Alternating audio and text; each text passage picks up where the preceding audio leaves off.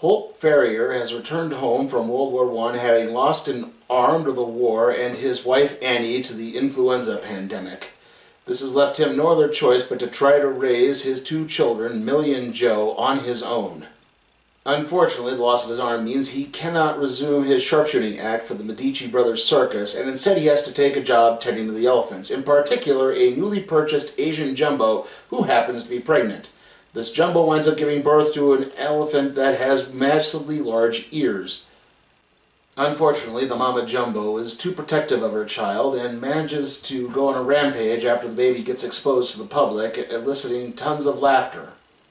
This results in the mama jumbo being sold back to its owner. However, the baby, named Dumbo, winds up getting left behind. In an attempt to save the elephant, the children teach it to fly using its massive ears as wings. This is Dumbo. I mean, it's Dumbo. I pretty much summarized the plot. And that was basically the first 20 minutes of this movie right there. The elephant does learn to fly after that.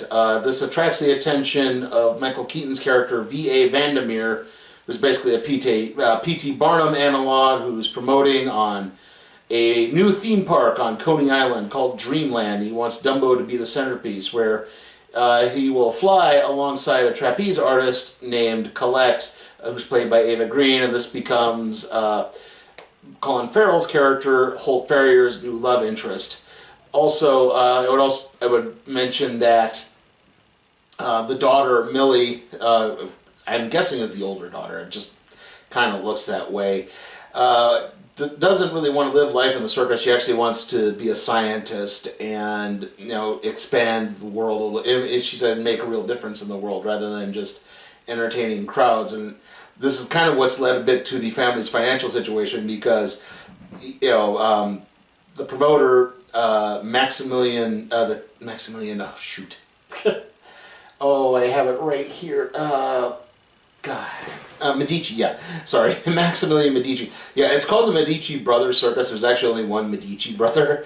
It's Danny DeVito playing two roles. And, yeah, he wants her to take up an act, but she doesn't want to do that. And she actually likes working with animals and studying science to an extent. Like I said, she wants to be a scientist. And, yeah, anyway, Dumbo's flying, and they're hoping that if they earn enough money, they can buy back the Mama Jumbo. But the flying attracts the attention of B.A. Vandermeer. That's Michael Keaton's character. Oh, I already said that. Yeah, sorry. Yeah, this movie, I mean, Dumbo, the original Dumbo, was not exactly the most robust plot to a Disney film. Don't get me wrong, it was good. I remember liking it as a kid, but let's face it, the plot's pretty thin at best. And like they pretty much encapsulate the entire movie in the first 30 to 35 minutes of this film, and then it's all this after that. I mean, it honestly made me think that they maybe took the ill-fated direct-to-video sequel, Dumbo 2, I don't know if you remember, they were actually going to make that at one point. One of the anniversary DVD sets, they said, because this was back in the early 2000s when Disney was doing all these direct-to-video sequels to their stuff, like they did Cinderella 2, Cinderella 3, Hunchback 2, Lady and the Tramp 2. Yeah, so it's like, yeah, they were going to do Dumbo 2, and it never really happened. There was actually, like I said, there was a trailer for it, and like nothing ever came of it. I wonder if they took that script and tried to like add that to the Dumbo story, because that's what it really feels like. Don't get me wrong, the performances are really good. Colin Farrell is really good. Obviously, Danny DeVito is really good in the Max Medici role. Ava Green's pretty good. Unfortunately, it's like she's really underutilized. Like, she and Colin Farrell are supposed to be love interests, but they don't really do anything to build the relationship. It's basically, yeah, they spend one afternoon together and they like each other after that. Yeah, so, yeah. Michael Keaton is like wonderfully over the top as V.A. Vanderveer. He's really good, and just kind of, you can tell he's really hemming up playing this cross between P.T. Barnum and Walt Disney, because, I mean, the place is called Dreamland, which, yeah, just has a real kind of Disney name. There's actually, like, animatronics in there in some of the science pavilions and stuff like that. So like there's a world of science. There's a Nightmare Land. There's a Nightmare Land, and the Nightmare Land has a werewolf that's just a wolf with a flannel shirt on. So yeah, like there's a lot of that stuff's really well done. Unfortunately, the plot itself is just so flimsy. It's just this happened. It's really, like I said, it's really quickly paced. Like they don't take time to really build up any of the relationships. And again, it's like the kids are trying to reunite Dumbo with his mother, and it turns out Vandermeer actually purchased the mother. Like, newsflash, Vandermeer is not exactly on the up and up. The big industrialist is, he's just planning, his whole plan is to just buy, he buys the Medici circus, basically, and he says, I'll employ all of you people, it's okay, and he gives Max this vice president, this like shell of a position, this vice presidency position that's not meant to do anything. And it's like, well, we actually have, because he has all these sideshow performers. And it's like, well, we actually have all those sideshow performers. They're just imitators. So, yeah, his whole idea is I was just buying Dumbo, and that was it. But he also purchased Mama Jumbo. He was not aware that he had purchased Dumbo's mother. It just kind of was a coincidence. But because Dumbo does not perform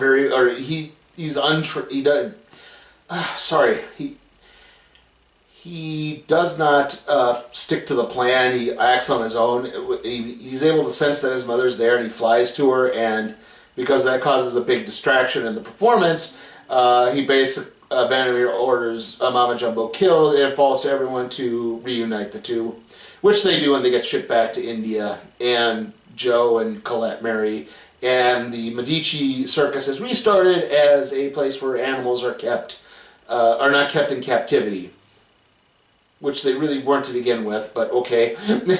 Exactly. There's still animals there, so this is like a Cirque du Soleil type thing. It's just, yeah.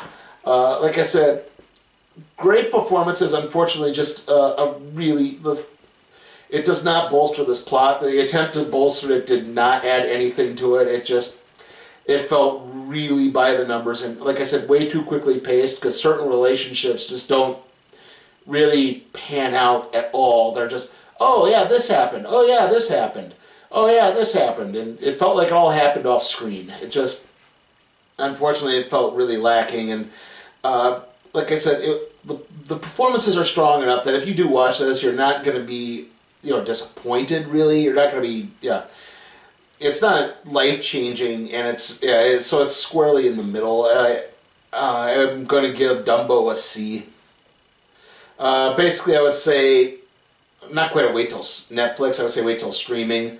If it gets onto Disney Plus, or if it's available on Amazon or the Starz streaming thing, watch it there. You'll be entertained at that point. You don't need to go rush out and see this in the theater.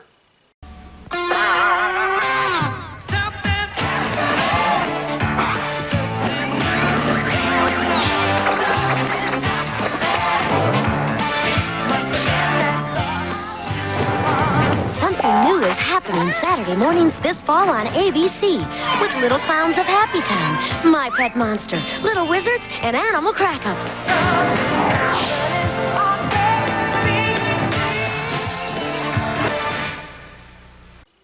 Okay, trailer time, and we managed to get a couple new ones and a new version of a trailer that we've had before, but anyway, starting things off, we had Ugly Dolls again. Then we had our first new trailer, Dora and the Lost City of Gold, or that's the Dora the Explorer movie. That trailer just came out this week. After that we have Abominable, which is a movie about a Yeti. Not Missing Link and not Smallfoot, but I guess with 3 now, the Yeti animated film is a subgenre. This one is actually Chinese, so it has that going for it, I guess. Other than that, it just looked kind of bland. After that we had Breakthrough again. That's the religious movie I've spoken about umpteen times already. We had Angry Birds 2 again. Now I know I've had it before, but this is a new trailer for it. This wasn't the teaser trailer. This actually expands on the plot a little bit more. We had Detective Pikachu again, Toy Story 4 again, and then Aladdin again. So yeah, that was it there. Okay, so well, next week's going to be kind of busy. Obviously, I'm going to be working on the random trade review for Shrugged Volume 1. I'm going to be it's WrestleMania weekend, so we're going to have the WrestleMania predictions video. We're going to have the NXT Takeover New York. I wanted to say NXT Takeover Brooklyn, but even though it's in Brooklyn, they're calling it Takeover New York. Go figure. And then, of course, the WrestleMania recap and review after that. And around all of that, too, we're going to have the Shazam review. So, yeah, like I said, it's going to be busy. I'm going to try to see if I can get everything in. The random trade review might get pushed back to Tuesday if I can't get that up in time. So, hopefully I can. There's not a lot of background information with Shrugged, so I guess there's at least that going for it.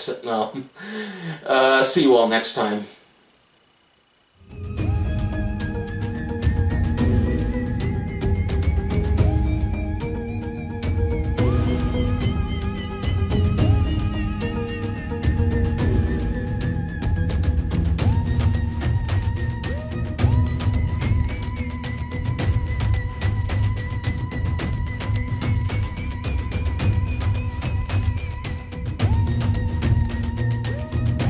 Hey guys, check out my Patreon and see how you can request a movie for me to review, even if it's some stinker like A Dog's Way Home or the Sonic the Hedgehog movie.